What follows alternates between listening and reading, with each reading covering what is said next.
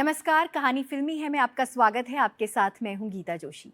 कहानी फिल्मी है में आज वो फिल्म जिसमें कोई बड़ा स्टार नहीं था, कोई बड़ी हीरोइन नहीं थी, संगीत देने वाला भी नया था, निर्देशक भी बहुत जाना पहचाना नहीं था, लेकिन शायद इन सब की वजह से फिल्म में जो ताजगी आई वो जैसे अब तक बनी हुई है। लोग इसके गीत गुनगुनाते हैं, इसके सितारों को याद रखते हैं।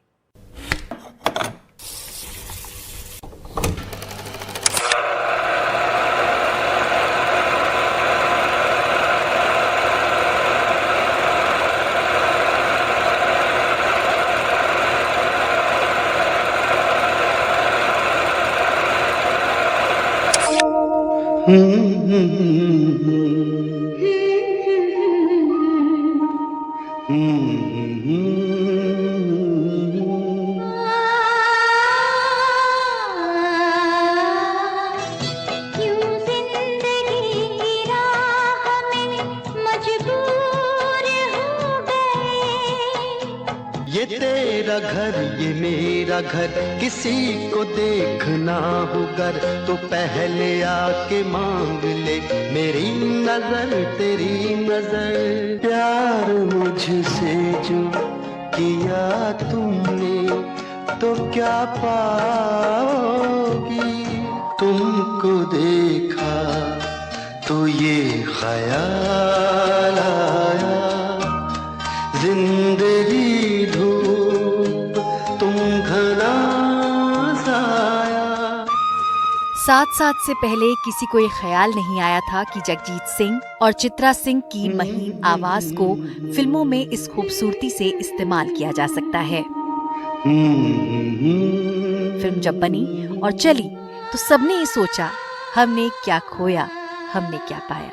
हमने क्या खोया, हमने क्या पाया, हमने क्या खोया, हमने क्या पाया, जिंदगी धूप तुम घना साया, तुमको देखा तो ये ख्याल आया।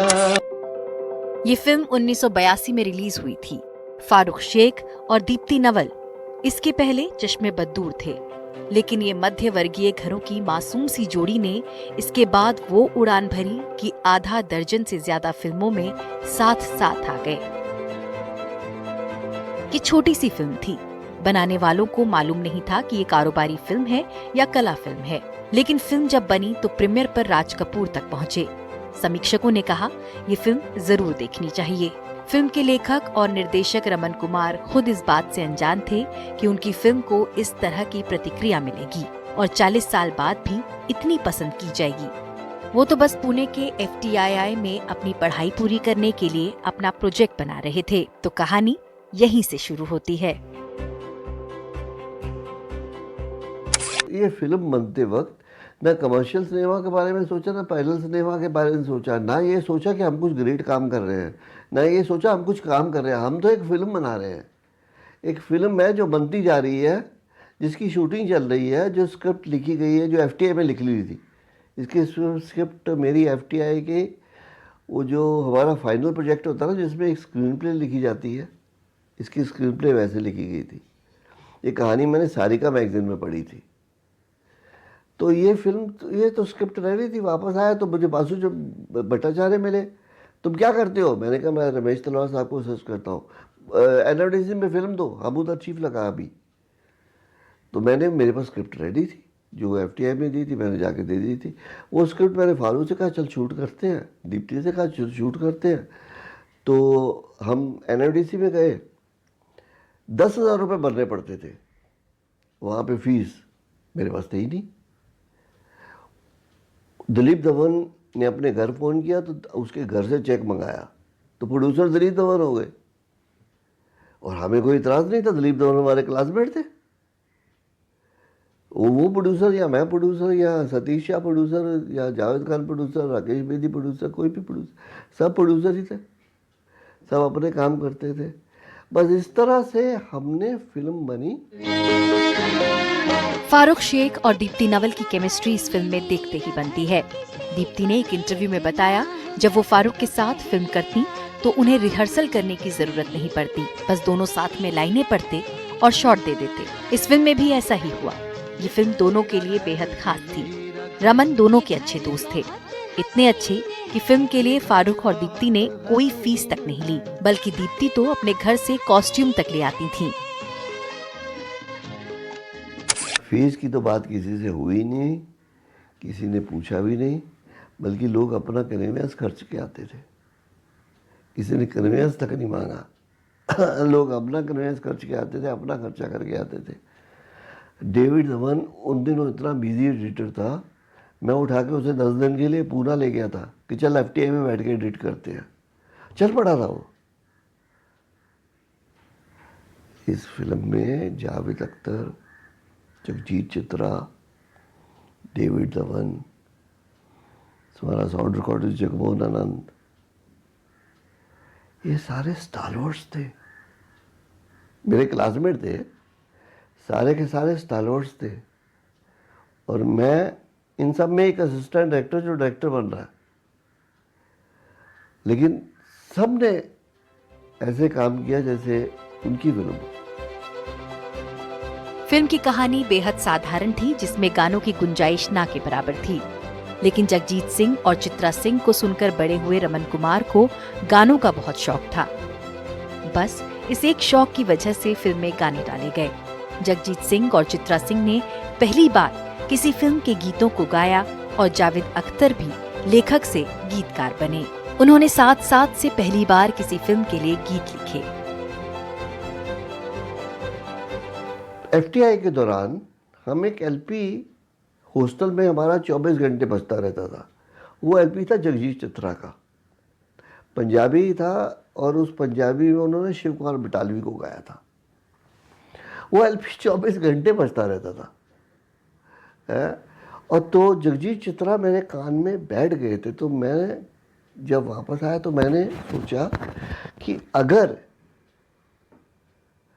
इस फिल्म में मेरे हीरो हीरोइन की वॉइस जगजीत चित्रा हो जाए तो मेरी म्यूज़िक का जो कल्चर है मेरे म्यूज़िक का, वो मेरी फिल्म के साथ फिट बैठ जाएगा। तो हमने कोई पहचान निकाली और जगजीत चित्रा के पास पहुंच गए।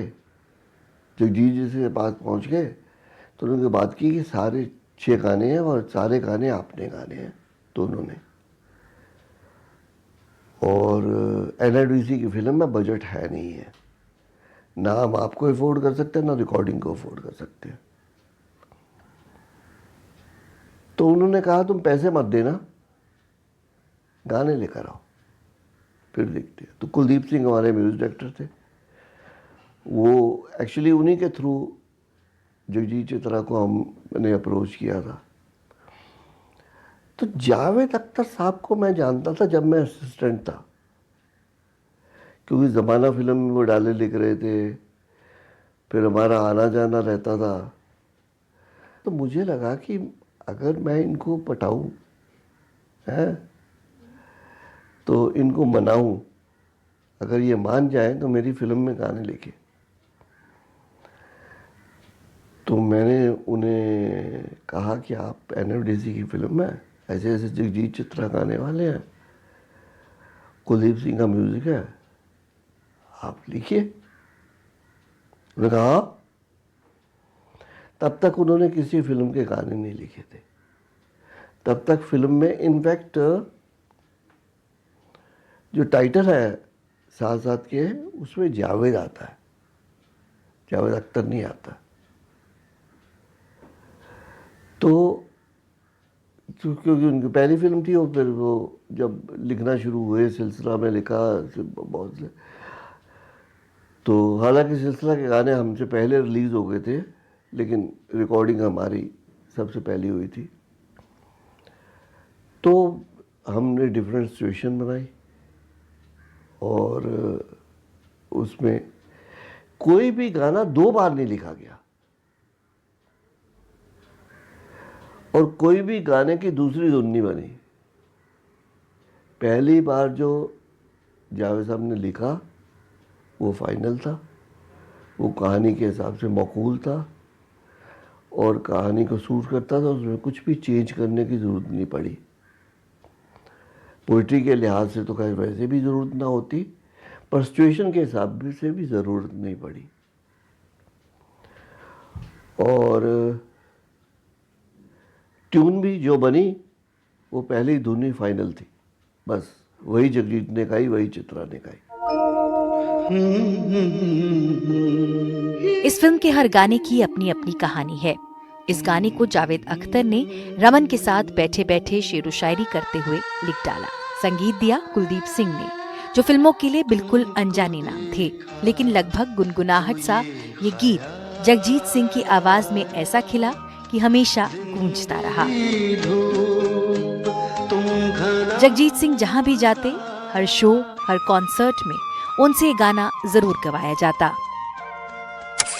जावेद साहब मैं बैठे हुए थे, गाना जावेद साहब शेर बना चुके थे, पहले 2 शेर बन चुके थे कि तुमको देखा है ख्याल आया, जिंदगी धूप तुमका ना साया।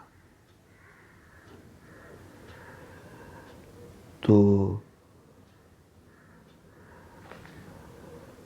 और आज फिर दिल ने एक तमन्ना की, आज फिर दिल को हमने समझाया, ये दूसरा शेर भी बन चुका था। इतने में एक गाड़ी गुजरी, जोर से आवाज करती हुई। मैंने कहा इतनी रात को कौन गया होगा? तो जावेद साहब ने कहा तुम चले जाओगे तो सोचेंगे हमने क्या खोया, हमने क्या पाया। बल्कि गाड़ी गुजरी, मैंने कहा इतनी रात को कौन गया होगा? तो जावेद साहब ने कहा तुम चले जाओगे तो सोचेंगे हमने क्या खोया, हमने क्या पाया। जब हम शूट कर रहे थे तुमको देखा एक ख्याल आया, इसमें याद होगा सारा गाना तो जगजीत सिंह का, शुरू में एक आलाप आता चित्रा सिंह का। तो दीप्ति नवल बहुत कन्विंस थी अपने आप में कि मैंने अभी अभी इसे कहा तुम गज़ल सुनाओ, और इसने पहला सेंटेंस गाया और मैं साथ में गाने लगी हूँ। मैंने कहा नहीं नहीं, तुम गाने नहीं लगी हो, तुम साथ देती हो, एक फीलिंग है ये आलाप। लेकिन वो कन्विंस नहीं थी, तो मेरी बात मान तो गई, लेकिन वो दिल से कन्विंस नहीं थी। और हम एक फैमिली की तरह थे। दीप्ति ने, फारूक मेरे साथ कॉलेज के दौरान से था। दीप्ति ने मेरे एफटीआई की डिप्लोमा फिल्म में काम किया था, मेरे साथ एफटीआई में दूसरे प्रोजेक्ट किए थे, तो यारी दोस्ती थी हमारी। तो मैंने कहा एक काम करते हैं, 2 शॉट लेते हैं। और जबकि एक ही शॉट है जो 2 बार लिया गया पूरी फिल्म में, वरना जो स्क्रिप्ट थी हमने शूट की, जो कहा गया था, जो लिखा गया था वो शूट हुआ। ये एक ही शॉट था जो 2 बार शूट हुआ। और जब फाइनल एडिटिंग में लगा तो मैंने उसकी बात मानी, मैंने बिना लिप सिंक वाला शॉट रखा। प्यार मुझसे जो किया तुमने तो क्या पाओगी। दिलीप धवन फिल्म के निर्माता थे। एफटीआई में रमन के साथ ही पढ़ते थे। फिल्म का बजट था नहीं, इसलिए शूटिंग के दौरान कई चुनौतियां थी। कम बजट के साथ इस गाने को शादी के हॉल में शूट किया गया, वो भी एक शिफ्ट में, क्योंकि दूसरी शिफ्ट में जूनियर आर्टिस्ट को देने के लिए दिलीप धवन के पास पैसे नहीं थे। किया तुमने तो क्या पाओगी। एक शादी के हॉल में एक शिफ्ट के लिए हॉल मिला था, गाना पूरा नहीं हो सकता था, जूनियर आर्टिस्ट थे क्योंकि ऑडियंस थी। तो दिलीप धवन ने कहा देख जूनियर आर्टिस्ट है, एक शिफ्ट से ऊपर पैसे हैं नहीं है। तो हमने एक डिवाइस निकाला, वो कहते हैं ना invention is the mother of need. तो वो जो हमने एक डिवाइस निकाला कि ऑडियंस के सामने फारूक गाना शुरू करता है और फिर दीप्ति नवल आके देखती है। जब दीप्ति नवल जैसी आती है तो ऑडियंस गायब हो जाती है। फारूक जैसे दीप्ति को बोल रहा है, प्यार मुझसे जो किया तुमने क्या पाओगी, मेरे हालात की आंधी में बेघर जाओगी। और बाय द टाइम गाना तीसरे अंतरे पे पहुंचता है तो ऑडियंस वापस आ जाती है। प्यार मुझसे जो किया तुमने तो क्या पाओगी। कॉलेज का एक लड़का है और कॉलेज की एक लड़की और ये गाना तो FTII के कैंपस में ही शूट किया गया, स्टूडेंट्स के बीच। ये है ना, देखो किसी से ना कहना, प्यार का चक्कर है ये है ना, देखो किसी से ना कहना। ये गाना जावेद अख्तर साहब का कमाल है। मैंने उनसे कहा कि मेरे पास शॉर्ट डिवीज़न है, इस पे गाना लिखना। बोले ऐसे कैसे गाना लिखा गया, ऐसे नहीं गाना होता। तो मैंने कहा एक काम करो, फिर रहने देते हैं, मैं मोन्टाज शूट कर लेता हूँ। बोला अच्छा चैलेंज दे रहे हो। तो गाना बना, कॉलेज का एक लड़का है, कॉलेज का एक लड़की। वो सारा गाना मैंने पूरे कैंपस के अंदर शूट किया। उसमें फारूक शेख, दीप्ति नवल नहीं थे, जो भी एक्टर होते थे उनके साथ हम शॉट ले लेते थे, लाइब्रेरी में इधर से उधर से। बाकी सीन शूट करते करते उसके भी शूटिंग होती रहती। ये बता दे मुझे जिंदगी, जगजीत सिंह और चित्रा सिंह का ये गाना इसी फिल्म के लिए लिखा गया था, लेकिन फिल्म में नहीं लिया गया क्योंकि क्लाइमेक्स से पहले था और मेकर्स का मानना था कि अगर इस गाने को लिया गया तो क्लाइमेक्स फीका पड़ जाएगा, लिहाजा इसे फिल्म से हटा दिया गया।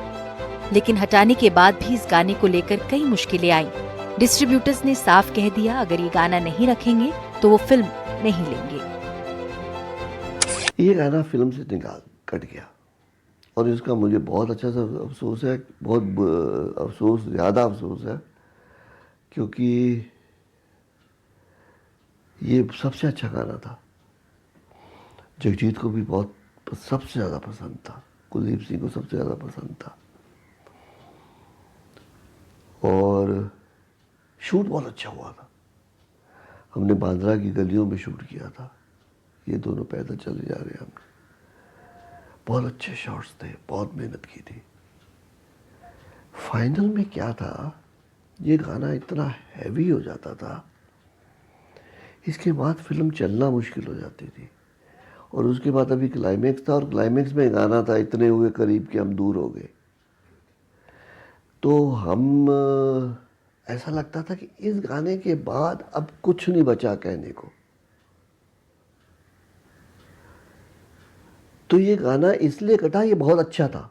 ये तेरा घर ये मेरा घर, किसी को देखना हो गर तो पहले आके मांग ले मेरी नजर तेरी नजर। तो इसी तरह बनता रहा इस सिनेमा का घर, ये तेरा घर ये मेरा घर, किसी हमारे हौसलों का घर, हमारी हसरतों का घर। आके मांग ले मेरी नजर तेरी नजर। पैसे कम पड़ते तो दिलीप घर से पैसे मंगवाते और काफी मशक्कत के बाद ऐसी जगह चुनते जहां पैसा भी कम लगे और काम भी बन जाए। किस्मत ने भी इनका खूब साथ दिया, लोग ऐसे मिले कि पता ही नहीं लगा और फिल्म पूरी बनकर तैयार हो गई।